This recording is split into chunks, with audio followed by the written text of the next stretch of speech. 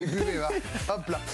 On va débriefer bien sûr, cette qualification du Sénégal. Les Pays-Bas, c'était attendu. Et puis on parlera de l'équipe de France avec le petit souci de Kylian Mbappé qui était scrappé. Alors est-ce qu'il faut prendre le risque de le faire jouer? Rien de grave. Est-ce qu'on le fait jouer contre la Tunisie ou pas?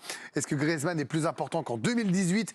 Et puis on aura la compo. Est-ce que vous l'aimez cette compo? Mais avant, Raphaël, la qualif du Sénégal au bout d'un match haletant. Exactement, qui va terminer deuxième du groupe A derrière les Pays-Bas. L'Équateur a eu la possession du ballon. Ça a été amplifié au fur et à mesure de la deuxième période, mais ils ont été plus efficaces devant le but sur leurs 3 tirs cadrés. Ils ont marqué, les Sénégalais, un sur pénalty, Ismaïla Sarr, et un de Kalidou Koulibaly, 2 anciens joueurs formés au FC Metz. Ça fera plaisir à Julien Chalouette. Et puis ils ont été meilleurs dans le combat. 57% de duels gagnés par les Sénégalais. Je suis obligé de donner cette stat, sinon je me faisais péter la gueule. J'étais là quand il y a eu la menace physique. Oui, il y a eu une menace physique. Julien Chalouette, supporter du FC Metz, qui a dit: t'as intérêt à dire qu'ils ont été formés tous les deux au FC Metz, ou je te casse la gueule, comme vous l'avez dit. Et comme Julien Chalouette fait 2 fois votre taille et 2 fois votre poids, évidemment. J'ai dit oui. Vous avez cédé, et c'est une très bonne information. De peureux. Raphaël Sebaoun.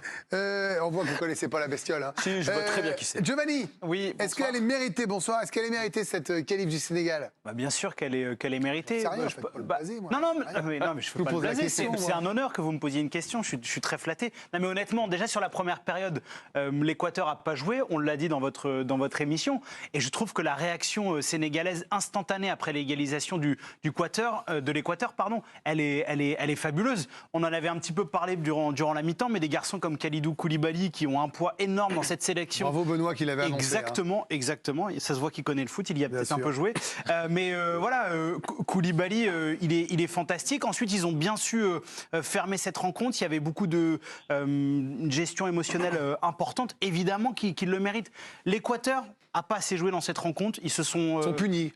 Mais oui, ils sont punis parce que quand tu es une équipe qui vit sur ton intensité, sur le rythme que tu es capable de mettre et que pendant 45 minutes, tu te prives de ça pour on ne sait quelle raison, et tu finis par le payer. Donc bravo au Sénégal. L'image, l'homme du match, ça sera sûrement Kalidou Koulibaly. On vous dira s'il a été élu homme du match, mais pour nous, peut-être qu'il l'est.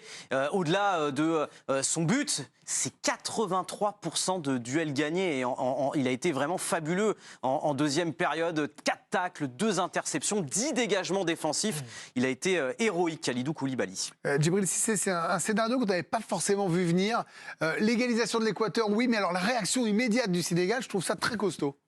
C'est là où on avait un peu un doute à la mi-temps de se dire, de se faire courir après. C'est un peu, on peut jouer avec la peur au ventre, mais justement, ils nous ont démontré le contraire parce que juste après avoir concédé l'égalisation, ils ont eu la ressource qu'il fallait pour marquer, et en plus, symboliquement, le capitaine qui montre la voie. Et je pense qu'il y avait un peu de... Ils avaient envie aussi de faire ça pour leur meilleur joueur qui n'est pas là, qui est Sadio Mané. Donc ça fait plaisir, et un grand coup de chapeau à Khalilou Fadiga aussi qui est très content. On se projettera sur les 8e de finale dans un instant avec, si la logique est respectée, mais on y va prudemment, ça devrait être l'Angleterre. Et donc possiblement le tableau de la France en quart. On s'emballe pas, on n'est pas encore là. Non mais je donne déjà une vision parce qu'on est en train de voir les tableaux et on est en train de se dire que c'est voilà. Le France-Angleterre en quart, ça peut être pas mal. Il pourra être là à moins que nos amis sénégalais ne réussissent l'exploit. Karim Benani, on ira voir le héros Benoît Tremolinas qui avait annoncé le but de Koulibaly dans un instant. Bravo Benoît. Karim, je pense qu'on peut dire que vous n'étiez pas super confiant pour le Sénégal à la mi-temps. Est-ce qu'ils vous ont épaté? Voilà, tout simplement. Non, mais je n'étais pas confiant parce que moi, qui fus joueur de haut niveau comme Djibril et Benoît, je connais trop bien ce sport pour savoir que c'est compliqué quand vous devez gérer les émotions et un résultat. Et pour être très sérieux, non, c'est pas que je n'étais pas confiant, c'est juste que j'avais peur que cette équipe sénégalaise s'enflamme un peu. Aliou Cissé est un formidable sélectionneur, j'en suis conscient, il est là depuis pas mal d'années maintenant. Il faut rendre d'ailleurs à César ce qui appartient à Aliou Cissé parce que franchement, ce qu'il réalise à la tête de cette sélection, c'est assez incroyable. Et 8e de finaliste, il ne faut pas du tout galvauder ce résultat-là. C'est monstrueux de la part du Sénégal de réussir cet exploit-là, de se qualifier pour les 8e d'une Coupe du Monde. Ils ont bien géré, on parlait de gestion des émotions, ils ont bien géré tout de suite l'égalisation de l'Équateur en marquant quasiment dans la foulée. Et c'est ça qui m'a assez impressionné. Ils ont des joueurs de haut niveau, la logique est évidemment respectée dans ce match puisque l'équipe du Sénégal, intrinsèquement, a une meilleure équipe que l'Équateur. Il y a des joueurs de très haut niveau qui évoluent dans des grands clubs européens. Donc bravo le Sénégal. Attention à l'Angleterre, même si on fait du foot fiction. Mais attention, parce qu'une équipe libérée qui a réalisé son objectif de passer les poules, ça peut être très dangereux pour une équipe comme l'Angleterre en 8e de finale. Attention. Alors, il y a une stat étonnante. Raphaël, vous avez un chiffre assez dingue. Oui, ça fait depuis un bail qu'une équipe africaine n'avait... 32 ans. Ouais, et 1990, oui. Une nation africaine battait une nation sud-américaine. C'était le Cameroun qui avait battu la Colombie en 1990. Et d'ailleurs, ils avaient battu 2 nations sud-américaines puisqu'ils avaient battu l'Argentine également, les Camerounais. Contre la Colombie, il y avait des buts de Roger Mila. Benoît, finalement, quand on regarde le classement final de ce groupe, Pays-Bas 1, Sénégal 2, Équateur 3 et Qatar dernier, si on avait posé nos pronostics au début, et on l'a fait, c'est à peu près ce que 80, peut-être 90% des gens auraient fait. Mais alors, ça a été tumultueux pour y arriver. Ça a été compliqué, jusqu'au bout pour le Sénégal. Oui, mais finalement, pour moi, ce n'est pas une surprise de voir le Sénégal qualifié. Parce que dès le premier match, on les a sentis investis. Alors, est-ce que le fait d'avoir perdu leur capitaine les a un petit peu boostés? Je ne sais pas. Mais rappelez-vous ce match contre les Pays-Bas où ils font une première période incroyable, où ils doivent même mener à la pause.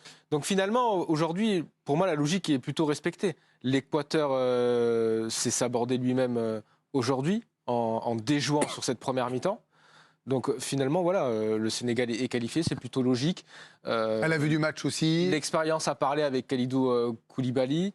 On voit vraiment que c'est vraiment le patron de cette équipe. Donc voilà, c'est plutôt logique. Camille. Je vous parlais tout à l'heure évidemment du 12e homme, les supporters sénégalais. Eh bien, les Sénégalais ont été aussi portés par quelque chose. C'était une date symbolique aujourd'hui pour le Sénégal, puisqu'on s'en souvient. Il y a 2 ans, Papa Bouba Diop était décédé suite à la maladie de Charcot. On s'en souvient aussi, il avait inscrit le seul but de France-Sénégal lors de la Coupe du Monde en 2002. Et évidemment, beaucoup de pensées sont allées aussi aujourd'hui sur lui. Et évidemment, le héros du match, Koulibaly, qui avait écrit son numéro 19 sur le brassard. Et puis également en tribune, le bel hommage des fans sénégalais qui ne l'ont pas oublié. Donc ça fait quand même plaisir aussi pour ça, pour le Sénégal. C'est toujours invraisemblable, ces clins d'œil de l'histoire. 2 ans pile poil juste après, jour pour jour, la disparition d'un des héros du foot sénégalais. Voilà, aujourd'hui, c'est Koulibaly qui le marque avec son numéro. Enfin, je veux dire, même rien que de le dire comme ça, on rigole souvent de tout, mais là, il y a des frissons, quoi. Voilà, je peux pas vous dire autre chose. On se souvient de cette génération en 2002, franchement. Et toi, tu as joué avec Kalidou Fadiga. J'ai surtout perdu ce match-là aussi. Et tu as perdu ce match-là. Mais oui, c'est vrai, ce match-là. Mais oui, c'est vrai. Mais oui, c'est vrai. Il y avait 3 meilleurs buteurs des championnats. Il était meilleur buteur français. Meilleur buteur du Ligue 3. Bravo, t'applaudis, bravo, merci. Super. Non, mais franchement, ils arrivent à écrire une nouvelle page de l'histoire du foot sénégalais parce que ces joueurs-là, El Hadji Diouf, Papa Bouba Diop et j'en passe, étaient incroyables. Pareil, des joueurs de très haut niveau qui jouent dans les grands clubs européens. Le sélectionneur était là déjà. Ouais, exactement. En tout cas, le clin d'œil, merci Camille d'avoir souligné, est complètement dingue. Il y avait un autre match.